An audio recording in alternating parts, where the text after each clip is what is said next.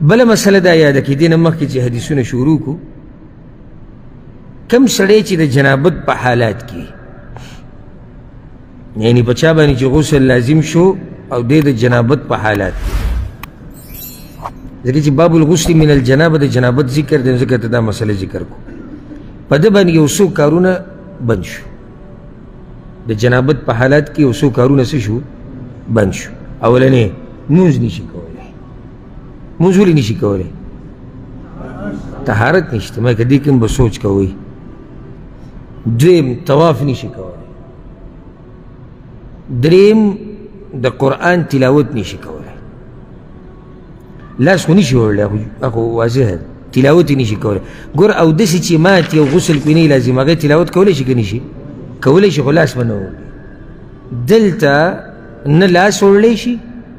نه تلاوت کولی شي اگر که دا مسله اختلافي ده خو احتیاط دې کې دی چې تلاوت ونه کړي ځکه چې دا جنابت لري کول زموږ په خپل لاس کې دي که نه خپل لاس کې دي لکه اوس حایزه زنانه ده او دا مسله به راشي راجح خو دی چې کومه زنانه د حیض په بیماري باندې بیماري د تلاوت کولی شي خو لاس به نه وړي قرآن له د هغې یو وجه دا ده چې دا ولې تلاوت کولی ځکه چې دا حیض لرې کول د دې په لاس کې نه دي او جنابت ختمول زما ستا په لاس کې دي نو خو ولې هم به یو تلاوت کوه